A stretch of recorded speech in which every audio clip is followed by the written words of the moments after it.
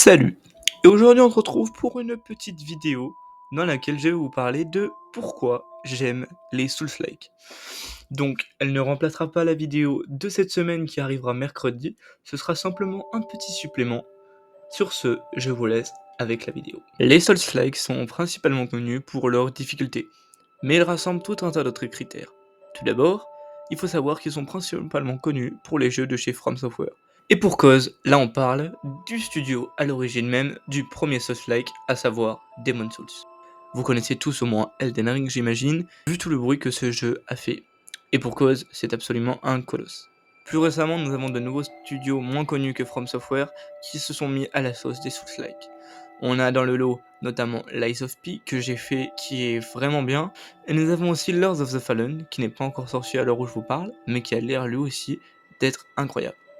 Bien que les deux jeux dont je viens vous parler ont l'air très prometteurs, et bien là, ce n'est pas au niveau de From Software encore.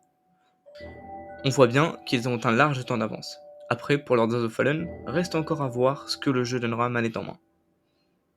Et là, vous pouvez voir que même si j'ai dit que j'aimais moins les Souls-like qui ne venaient pas des From Software, vous avez bien vu que j'adore les Souls-like.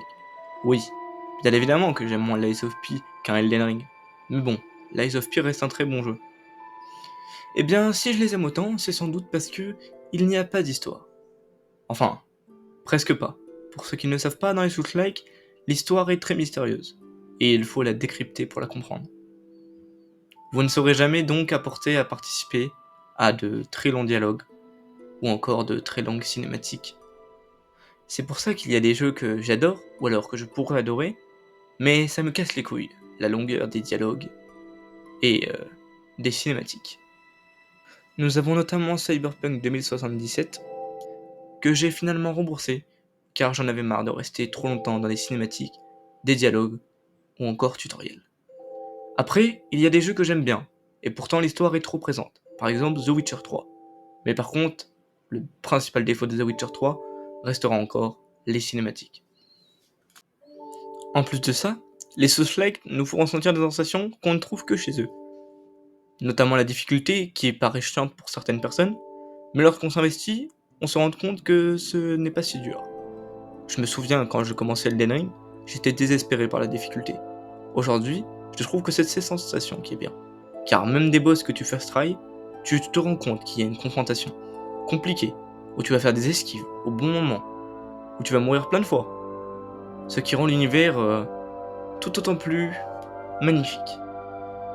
Le fait que les quêtes ne soient pas présentes dans les Souls-like rend l'univers incroyable. D'un côté, on a un Cyberpunk 2077 qui nous impose des quêtes, des cinématiques et des dialogues. De l'autre, on a Elden Ring, sans quête, qui nous laisse faire tout comme on le souhaite. Le fait qu'il n'y ait pas de quête peut paraître chiant, ça aussi au début. Je me souviens quand je commençais Elden Ring, encore une fois, j'avais trouvé ça très chiant. Je me suis dit, je ne vais jamais savoir quoi faire. En fait, ça vous donne une telle sensation de liberté. Ce qui fait qu'au final, personne n'aura exactement le même début de jeu. D'un côté, on en a un qui aura directement continué le jeu vers Necrolambe, et un autre aura décidé de partir à Caelid. Oui, nous avons ici plein de possibilités différentes. Et ce n'est pas tout. Vous pouvez aussi échanger tous les événements qui se passent dans l'histoire, bien qu'elle soit peu présente. En effet, chacun de vos choix, de vos actes, influera sur une future fin. Les From Software ont plusieurs fins.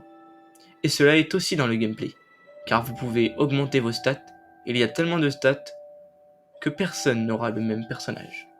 En plus de ça, nous avons aussi les armures et les armes, souvent très variées. Les Souls-like, c'est aussi explorer plein de sujets différents. Car même si de base ce sont des jeux de chevalerie, nous avons également eu des jeux sur le Japon, l'horreur, Pinocchio. Oui, un Souls-like sur Pinocchio. Un Souls-like sur les pirates ne serait même pas étonnant, et serait même très bien reçu. Voilà donc les diverses raisons de pourquoi j'aime et nous aimons les Souls-like. Si jusqu'à cette vidéo, la difficulté des Souls-like vous faisait peur, eh bien je vous conseille de vous lancer. Car la difficulté n'est pas insurmontable, il y a bien souvent tous les éléments pour réussir à notre disposition. Toutefois, je tiendrai quand même à vous déconseiller de commencer par Sekiro, car les éléments pour réussir ne sont pas à votre disposition, et en plus de ça, eh bien il est bien trop dur pour commencer par lui, je pense. Sur ce, j'espère que cette vidéo vous aura plu. Si c'est le cas, n'hésitez pas à vous abonner et à lâcher un pouce bleu. Bye.